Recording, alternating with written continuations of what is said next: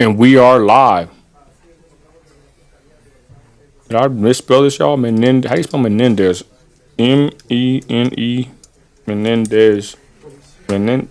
My bad. What's up, y'all? Horrible, right? We're live right now, y'all. We're waiting the announcement. Menendez. Menen. My bad, y'all. Menendez. Horrible. Horrible speller. All right, there we are. Boom. All right, so the Menendez brothers, they will be announced right now. They're going to be let go. I think my wife told me earlier that basically they're saying it's going to be hard to retry them because it costs the taxpayers too much money. So I don't know how that's going to factor in here. Shout out everybody watching now on the repeat. We're live lit, and that's it. I was live earlier here on my phone. My phone died, y'all. I haven't been live in a while, so it was I wasn't ready for this right now, to be honest. I wasn't ready. He wasn't ready, but we gonna make it happen. What up, everybody? Let's get to the comments. Yeah, I said everything on my bad, y'all. So right now we are currently awaiting the announcement of the Menendez brothers if they will be set free. So let me know your thoughts on the case, on the matter. Do you think they should be let go or not? And it's streaming right now. I got it on the YouTube channel. It's on TikTok, man. This whole thing done went viral, y'all, to be honest. So I'm just here waiting it myself. Shout out everybody. Y'all were on the live with me earlier. I was kicking back, kind of joking around earlier, but now it's something serious, you know? Hold on real quick.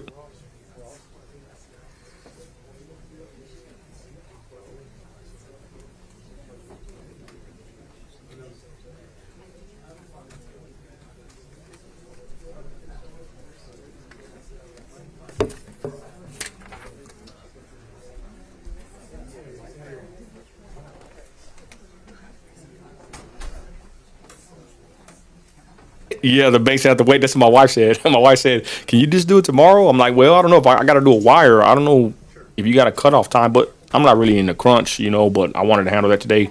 But I'll be there in a minute. Basically, they said that any minute the judge is going to come out and announce it. They're just waiting, so I'm gonna go and wait too. Right? It's 3:40 right now, and the bank closes at 5, so I do need to go to the bank. Thanks for reminding me, Jose.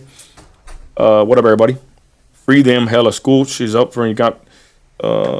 Man, there we go with Madman. What's up, Madman 559? Are you what are you? What's your problem? I say it's all good. Free speech over here, y'all. Let me get to the comments. My bad. I can't even see my comments over here. I haven't been in the Trump cave in a while, y'all. My bad. Forgive me. We back up in here. Jose says the bank gonna have to wait. Nino, yeah. Madman says free them. Hella school is up for parole, and he illed 2 and injured 13. We'll see, y'all. I don't know. I believe that the Bible says that God takes justice, right? Amen. And if it's true what they did, you know, the parents, you know, it's no love for any child predator, right? Let's be honest. But at the same time, I don't know if this is the right thing to do or the right message to send out there, you know. But you know, who am I? I'm nobody. Let's go over here, y'all. Got a hot signal over here. Got to make sure my stuff's good. Mic check. Oh yeah. Yeah. Okay. Let's go. Mic check. Oh yeah. Sounds a little bit better. There it is. And then go back to we're waiting the judge, y'all. So kick back with your boy. I was live earlier just talking my ish and my phone died, y'all. So I was it went blank on your boy. And what can you do? Joseph Foreman would pardon them. Okay, let me look at some good stats on the case, right? Let me this is what I like to do about Chat GPT. I'm on not even Chat GPT, my bad. I'm on Twitter. I'm verified on Twitter. And on Twitter they have Grok. So right here it says I can give me updated facts about the Menendez brothers' current situation. What's up, y'all? Shout out everybody watching now. Let's see what Grok says. Resentencing recommendation. Let's go. Mic check. Can you hear me? Mic check. Oh yeah, we live lit, and that's it. There's that. We kind of hot, ain't we, y'all? We kind of hot. Mic check. Let me see here, y'all. What's too hot over here? Mic check. Hey, turn that down a little bit. Mic check. What up? Oh yeah. Okay, so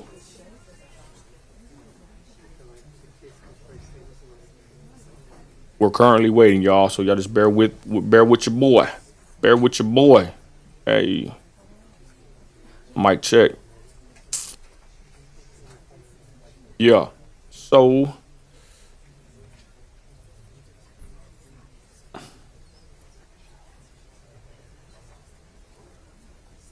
yeah. Yeah. Yeah. All right. That's good. We good. We good. We lively, and that's it. Let's go. Okay. So the Menendez brothers, Eric and Lau, convicted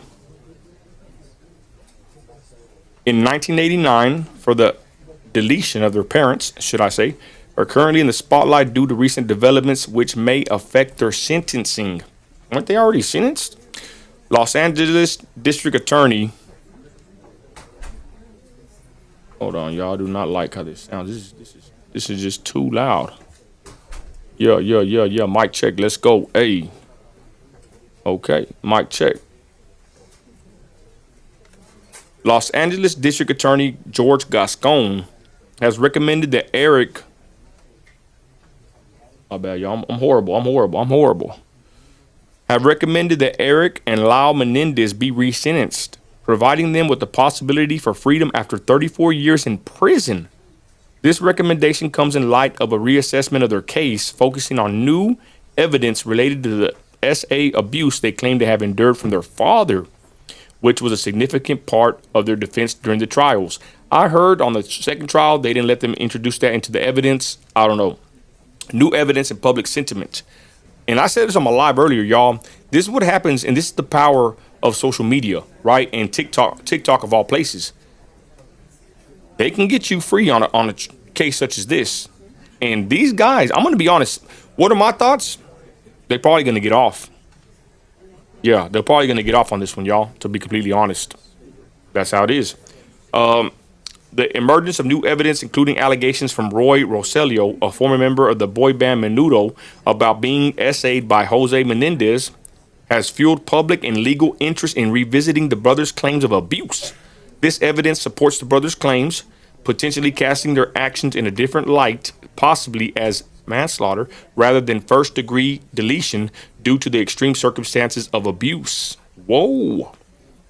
The family advocacy, right? They came out for them. Family members of the Menendez brothers have been actively advocating for their release or resentencing, urging that today's understanding of SA and its psychological impacts would likely have led to a different outcome if the trial were held now.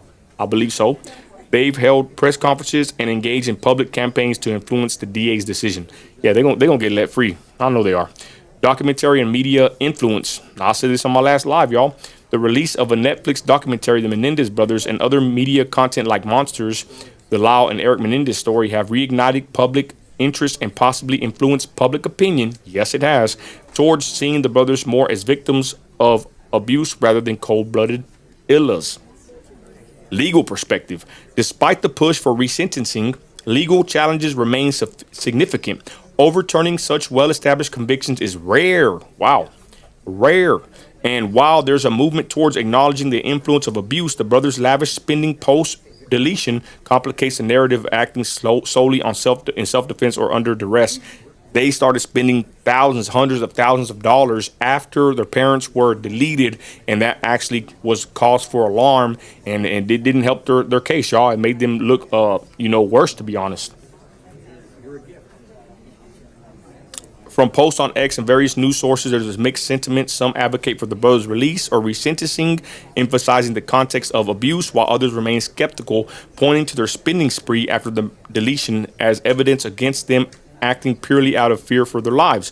The current situation reflects a broader cultural shift in understanding and sympathy for abuse victims, potentially impacting how historical cases like the Menendez brothers are viewed legally and socially. However, the change in their legal status remains pending the formal decision following the DA's recommendation. So there it is, y'all. I guess we're gonna find out here. We've been waiting, and the judge is going to. I think it's the judge is going to come on here and say something, y'all. So thank y'all for joining me on this live real quick. It's a little impromptu live. Got 9 on the live. Shout out my people. God bless y'all. We live lit, and that's it. Let's go. Here we are. Check us out on all social media platforms, y'all. If you get a chance, we're on everything. I got a new podcast coming out. here pretty soon. Me and Shane Manziel are Good Plain English. That's dropping probably in a couple of days. I'm gonna do some edits to it and just some audio edits, and we'll go from there.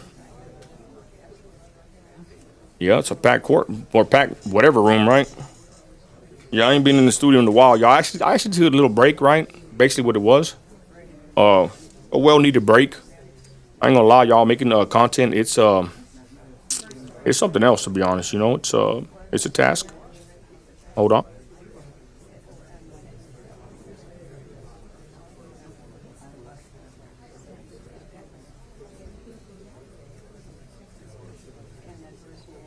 What happened to the Fools to Men? I'm gonna be honest. What happened to the Fools to Men podcast is I went viral. Shout out Jose. I went viral, bro, and Fool community shared me, and I was saying something about something controversial, like always. And when that happened, I was getting a bunch of blowback, and I really didn't think about doing the Fools to Men podcast with Pocho. I kind of felt like, not that it caused a rift between me and him. He never said nothing. Like, he was backing me up in the comments, but hey, I had a lot of heat on me at that time. So we just never filmed another episode, and we just never got around to it. And that's just what happened. We might end up doing it again, to be honest, but we didn't fall out. We just stopped filming them. But to be honest, that kind of content, I don't know. It's just dealing with the Chicano rap and the culture and all that. It's just very toxic, And people, they already don't like me, and then a lot of people didn't like Pocho, and they'll be writing me messages, and what I'm saying, like trying to cancel him, cancel me, with me going viral, and then kind of like kicking back from doing the podcast. Days turned into weeks and weeks into months, and we never did it again. And I kind of even realized too that I really don't even want to. I don't even want to deal with that content. A lot of that stuff, in my opinion, is low life content, like the prison content, and I don't want nothing to do with that stuff. I'm trying to do some Christian, conservative, Mr. Beast level stuff. You know what I'm saying? And a lot of that stuff is just a bunch of cheesemen, right? And a bunch of just talking about other men. And I do talk about people, political pundits and people of influence. But I don't know, just the whole Chicano stuff. It's a turn off. It's a turn off. Even what happened to Tony A. They turned on that guy so quick, and we just never did more podcasts, and that's what it is. And I think also, I said it before, I think me and Pocho, we don't like to be like on a schedule, even though it's probably better. I don't know about him, but I kind of think he's the same way. I know I am. I don't like to be doing something if I'm told to or if I'm scheduled to, unless it's like work or something, right? So I think that kind of helped us, stop doing the podcast, because I think we didn't really like the structure. I know. I'm not saying I didn't like it, but I just know me making content. I'm horrible about that, about keeping a schedule or making content on a schedule, and I think that probably kind of hindered the whole situation. To be honest, it's too structured. And we're waiting right now, y'all, for the Menendez brothers. They are waiting the judge to come out and speak. He should be here any minute. Thank y'all for checking me out on the live stream. I ain't been on here in a while. Think y'all got 10 on here. I appreciate all y'all. I surely do. And we're just waiting for these guys to get on here.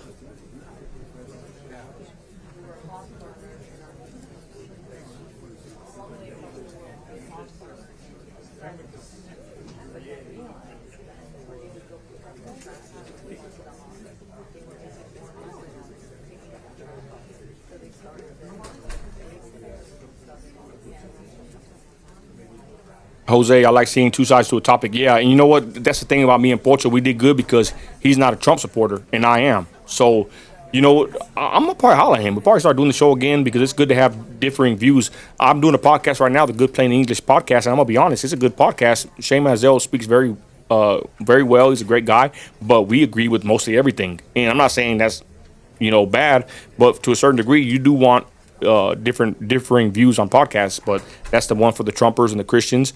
And I might get Pocho back to do one, me and him again, and we might be in the works. We'll see. I even thought about doing one with Toro. We're actually thinking about doing one too. But just, when you don't do this full time, that's why it took me a little while to set up real quick, but I did it real fast because I'm pretty good with this stuff. But sometimes you take a break or you don't do it full time. You know what I'm saying? This is what happens. It's just not a full time gig for me. I would like it to be, but I don't depend on social media for money because they'll take your money quick. Hey, what's up, Ramiro, Wellington, Texas? Hey, God bless you, bro. You voted yet? I'm waiting for the last day to vote. If you're jumping in right now, y'all are waiting for the judge to come on here and discuss if they're going to release the Menendez brothers. I don't know if it's today, if they'll be like released today or processed, but uh, like I said before, the TikTok generation, the Netflix, it helped these guys look better. I'm gonna go ahead and mute this. Is it muted? I don't know if it's even muted on that end because the way the system works. Let me make sure. I'm gonna mute it for now until they come out. But the way it works is the public influence by social media is very powerful. And these guys, when I saw this they gained traction on TikTok, I said, yeah, they're gonna be released or they're gonna have a good chance. So we're waiting for the judge to come speak. Thank you for jumping on the live stream. I guess what did it for my wife, because we watched it, my daughter's all about, letting them go. Is the next documentary my wife watched. It came out like a year before the Menendez brothers documentary, and my wife told me, she goes, Nino, the dad, I believe the dad did it because what had happened is they made a documentary about the group called Menudo. Menudo was a group probably from the 80s, 90s, I believe. A bunch of 16-year-old and young men were put together by somebody in Puerto Rico, and the Menendez brothers' father was like, in bed with that situation, right? He was like a manager or something dealing with them. And the weird thing about them, testimonies come out that they were basically all SA'd, up to 30 members. Menudo was a very popular boy band back in the day, and when they would turn 16, they'd get rid of them. They were too old. Now, ain't that kind of weird? Ain't that kind of wicked if you really think about it too? That we, as a people, look at these boy bands, these young kids, right? And I'm saying as a nation, as a civilization, right? From Menudo to Backstreet Boys, NSYNC to Britney Spears and all this. Like, why do any of us really have any business watching any kind of young boy band groups or young singers like that? I think that's a very odd infatuation society has on young children that really shouldn't have no business in show business. Have you ever thought about that? So again, anyways, the Menendez brothers, their father was a part of this group supposedly, or he was, right? It's not a opinion or a theory, it's facts. And it was the Menudo group. And again, at 16, they would get rid of them because they were too old. So they said that he was essaying members of that band, and so was the manager of the band, something like that, right? So that documentary came out a year before the Menendez brothers show on Netflix. And that's what my wife said. She watched that one after the Menendez Netflix series, and she said, "Yeah, she believes that the father did essay the Menendez brothers because the person that was on the documentary for Menudo said that he did." And he said a bunch of the men don't want to speak out because it's embarrassing for a macho man in Puerto Rico, of all places, to say these kind of things. It's a shameful, horrible situation, right? And so that's what, even what the Grok said, that documentary and that testimony from that actual man from Menudo, saying what he said, it helped them with the Menendez brothers maybe getting released early or getting resentenced, right? And getting manslaughter instead of the other charge they got. That's what's happening here, y'all. So they're fixing to announce it, and we're watching it right now. Yeah, Romero, I haven't voted yet. I'm actually going to vote on the day of. I don't do early voting unless it's like a normal local race. I will early vote, but I like to go at the end. Mean mug, the BLMers, mean mug, the Trump haters. I'm just playing, but you know what I'm saying? I like to go in there and take a stand at the very end. That's when I go vote, on the last day. Anyways, so we're waiting this, y'all. Come on, this thing needs to hurry up over here. I'm trying to go to the bank. We've already been on the live stream 20 minutes, y'all, but we're kicking back. It's all good. I ain't been on here in a while. I'm a little rusty, a little dusty, but you can trust me. Let's go.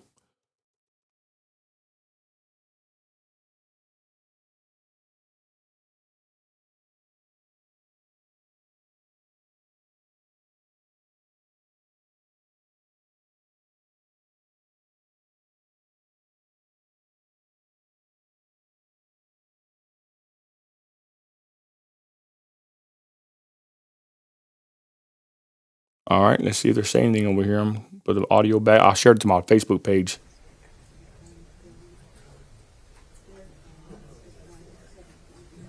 Salute, Romero. That's what's up, homeboy.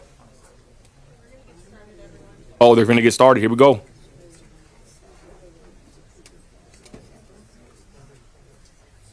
Yeah. Mic check. Let's go. Let's go, y'all.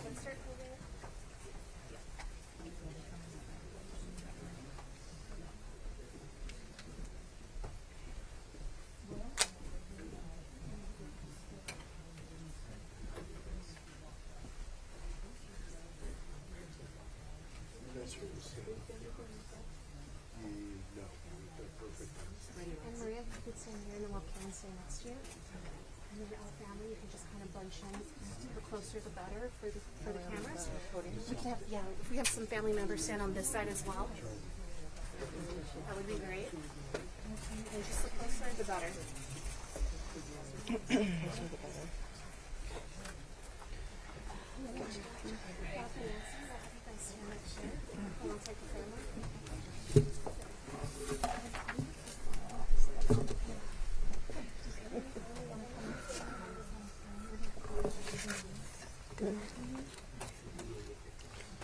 Okay, good afternoon, everyone. And before I begin speaking, I want to also introduce some other people that are here with me, and hope I'm pronouncing the names right because I've seen handwritten part of it.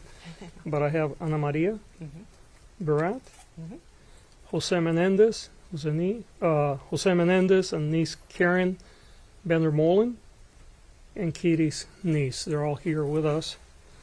Also with us here is Brock Lunsford. He's the Assistant Head Deputy for the Post-Litigation Conviction Unit, and Nancy Cervier, who is the Deputy District Attorney in charge of the Resentencing Unit. Let me begin by telling you that this is a case where we've had many people in this office spend a great deal of time reviewing the case. I have to tell you unequivocally that we don't have a universal agreement. There are people in the office that strongly believe that the Menendez brothers should stay in prison the rest of their life, and they do not believe that they were molested. And there are people in the office that strongly believe that they should be released immediately and that they were in fact molested. I have to tell you that after very careful review of all the arguments that were made for people on both sides of this equation, I came to a place where I believe that under the law, resentencing is appropriate, and I am going to recommend that to a court tomorrow. What that means in this particular case is that we're going to recommend to the court that the life without the possibility of parole be removed, and that they will be sentenced for murder, which, because there are two murders involved, that will be 50 years to life. However, because of their age, under the law, since they were under 26 years of age at the time that these crimes occurred, they will be eligible for parole immediately. The teams that have worked on this, on the resentencing side of it, have spent literally probably hundreds of hours by now looking at this case. These cases were originally presented on the habeas side of it, which I'll explain in a moment what that is, last year, and then the request for a prosecutor-initiated resentencing occurred earlier this year. And there have been people in this office working in these cases from the very beginning, as well as many other cases that we have. The reason why I'm here today and why I came in front of all of you about 10 days ago is because there was a more recent documentary about the case that again brought a tremendous amount of public attention. And we know there have been other documentaries, so this is not the first, this is the more recent one. And frankly, our office got flooded with requests for information. And even though this case was already scheduled to be heard in late November, I decided to move this forward because, quite frankly, we did not have enough resources to handle all the requests. And one of the things that I thrive to do in this office is to be very transparent in everything that we do. That's TikTok and Netflix, y'all, right there. In this case, we review the prison files. And you have to understand that the way the process works, when you're talking about a sentence and resentencing under the law, it really focuses not necessarily on what the original crimes were, but it focuses on, has the person been rehabilitated, number one, and number two, can they be released safely into the community? Under that rubric, since I've been in office, we have resentenced over 300 people, including 28 for murder. Only 4 have reoffended. That's a lot. If that was a regular recidivism rate in this country, we would be the safest nation in the world. But we know that it's not. In fact, somewhere between 40 and 50% of the people that go to prison reoffend and get rearrested. And that's why we have so many problems. I think that's bad. 4 out of 28. However, when you look at the case of the Menendez brothers, you see 2 very young people. One was 19 and the other was 21 when they committed these horrible acts. And I want to underline, they were horrible acts. There is no excuse for murder, and I will never imply that what we're doing here is to excuse that behavior, because even if you get abused, the right path is to call the police, seek help. But I understand also how sometimes people get desperate.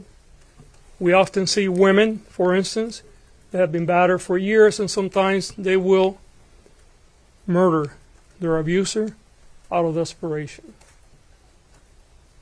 And I do believe that the brothers were subjected to a tremendous amount of dysfunction in the home and molestation.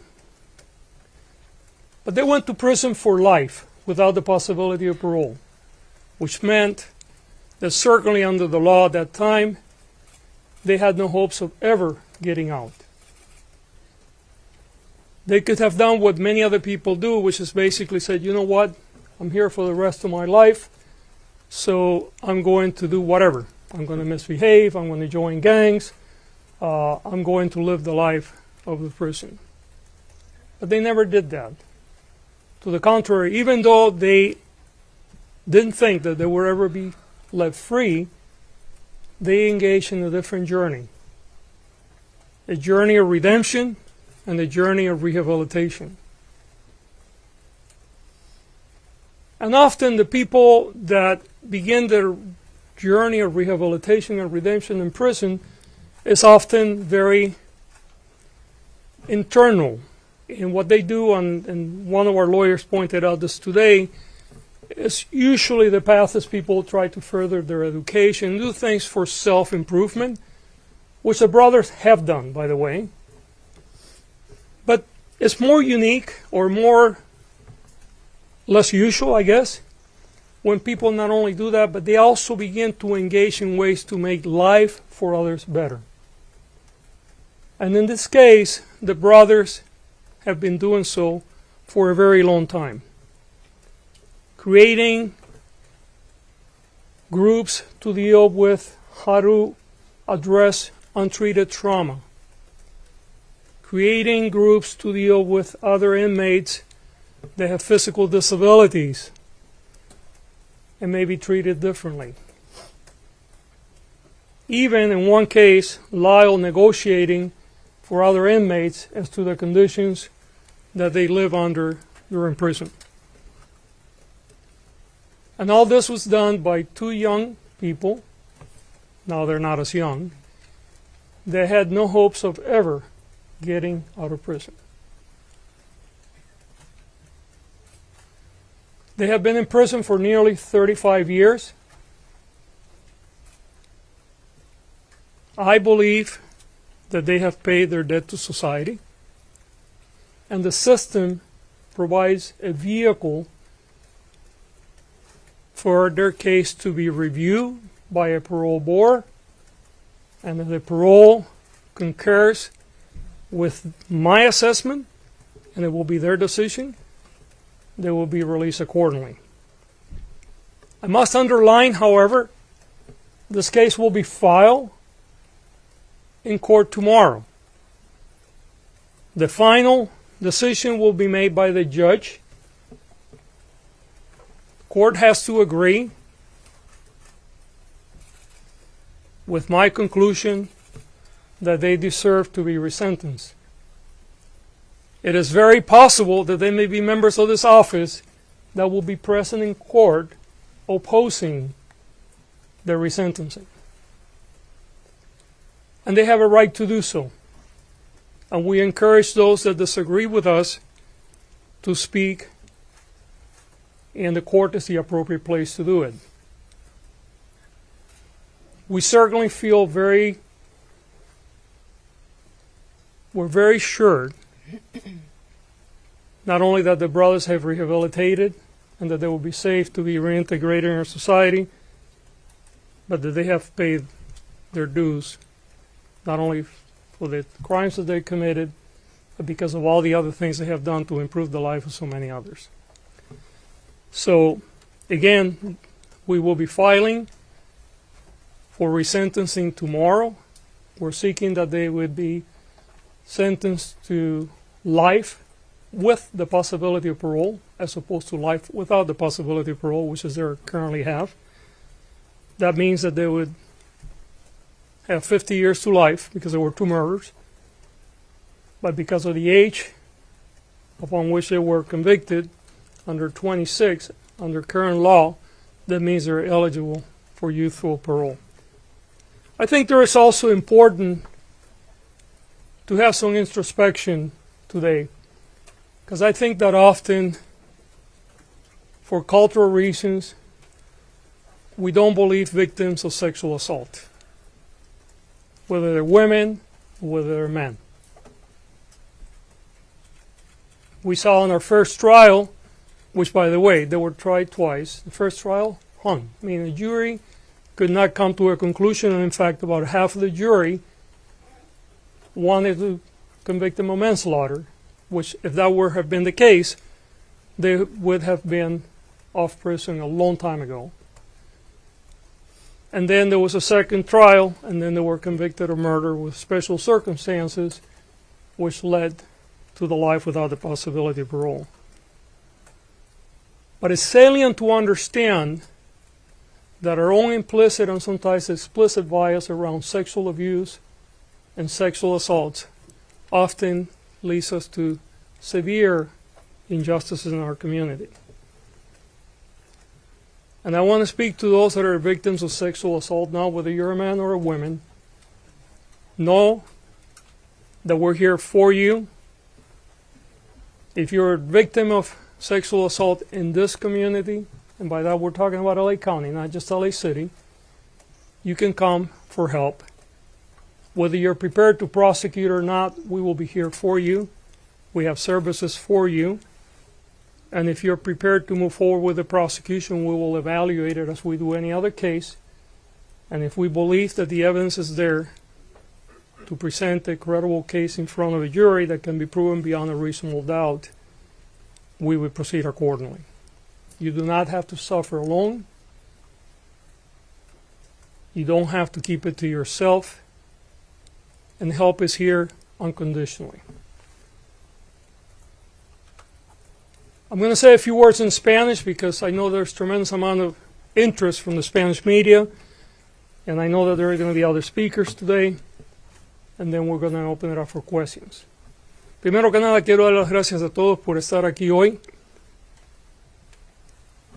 Estamos hablando del caso de los hermanos Menendez. Este fue un caso donde 2 hermanos, uno de 19 y uno de 21 años, asesinaron a sus padres más de 3 décadas atrás. Estos muchachos fueron condenados por asesinato y llevan... All right, y'all. So it's been announced that they will be up for tomorrow. They might be released. This is the Menendez brothers. I got to head out, y'all. I'm glad y'all checked out the live with me right here. Again, they have been recommended by the DA to be resentenced. And there it is. So with that, y'all, I got to get out of here. I got to head somewhere right now. Tony, toss us in the chat. I'll be right here at Taylor Park, bro. Pull up. I'll be right here. 5 minutes. Meet me right here, bro. Tell me what car you're in. I'll be right there at Taylor Park in 5 minutes. Come on down. With that, y'all gotta go. I'm out of here. Christ is Lord. Later. Yeah, we ain't playing no Spanish over here.